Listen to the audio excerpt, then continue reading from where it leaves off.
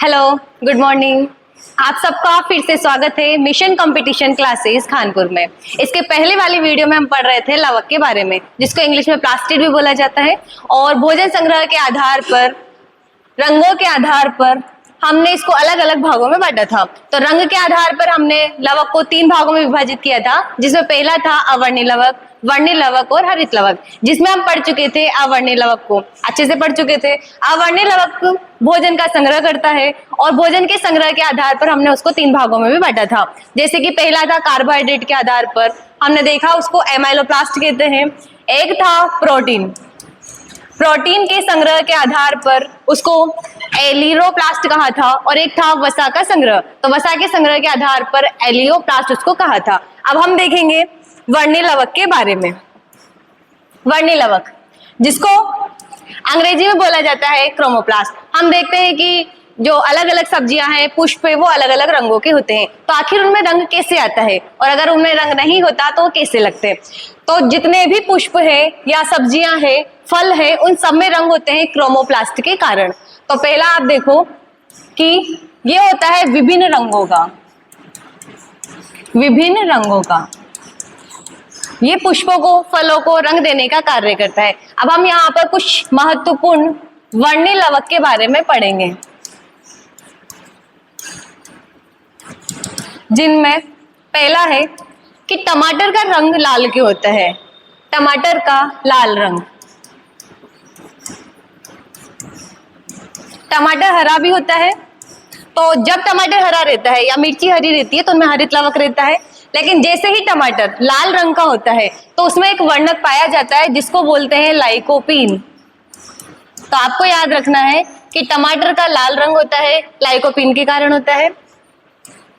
एक है अपने पास सेब या गाजर, तो ये भी होती है लाल रंग की। तो इनका लाल रंग,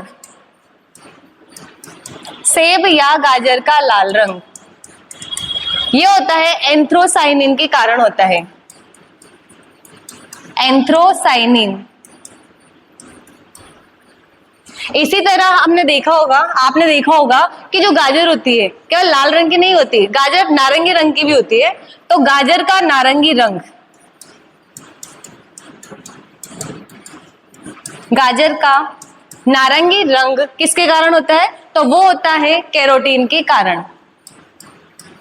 कैरोटीन, जिसको बोलते हैं पूरा बीटा कैरोटीन। अगर आपसे पूछा जाए कि गाजर का रंग लाल किसकी वजह से होता है, तो लाल तो होता है एंथ्रोसाइनिन की वजह से। लेकिन गाजर का जो नारंगी रंग होता है वो एंथ्रोसाइनिन की वजह से नहीं होता, बल्कि वो बीटा कैरोटीन के कारण होता है। इसके साथ ही इससे रिलेटेड आपको एक बात याद रखनी है कि जैसे ही हम गाजर खाते हैं तो गाजर खाने के बाद वो, उसमें जो होता है बीटा कैरोटीन, वो बीटा कैरोटीन जाता है हमारे यकृत में जाता है, लीवर में जाता है, और लीवर में जाने के बाद वो बनाता है विटामिन ए। वो बनाता है विटामिन ए। तो बीटा कैरोटीन हमारे यकृत में जाएगा, जाने के बाद बनाएगा बीटा कैरोटीन, बनाएगा vitamin, beta carotene vitamin A का निर्माण करेगा। और आप जानते हो कि विटामिन ए सबसे ज्यादा फायदेमंद होता है आंखों के लिए।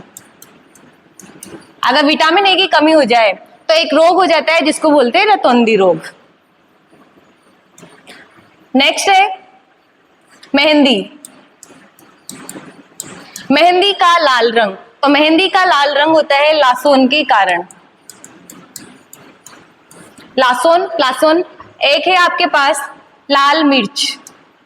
जब मिर्ची हरी रहती है तो इसका रंग हरा तो होता है हरित लवक के कारण। हमने देखा था कि हरित लवक के कारण रंग हरा होता है। और ये मिर्ची लाल, अगर लाल मिर्ची है तो इसका रंग लाल होगा कैप्सेथीन की वजह से। कैप्सेथीन की वजह से, इसमें एक वर्णक होता है कैप्सेथीन, उसकी वजह से मिर्च का रंग लाल होता है। एक और बात आपको नोट डालकर ध्यान रखनी है कि जो मिर्च का तीखापन होता है, लाल मिर्च का जो तीखापन होता है, मिर्च तीखी होती है। किसकी वजह से मिर्च तीखी होती है? तो वो होती है कैप्सेसिन की वजह से। दोनों में आपको कंफ्यूज नहीं होना। मिर्च का लाल रंग तो होता है कैप्सेथीन की वजह से, लेकिन मिर्च का तीखापन होता है कैप्सेसिन की वजह से। ये हमने देखे कुछ महत्वपूर्ण वर्णीय लवक। इसी के साथ एक और कि हमें बहुत सारे फूल या पुष्प फल पीले भी दिखाई देते हैं, तो पीला रंग किसके कारण होता है? एक होता है पीला रंग, जो पीला रंग हमें दिखाई देता है ये होता है ज़ेंथोफिल के कारण। तो ये भी आपको याद रखना है, ज़ेंथोफिल।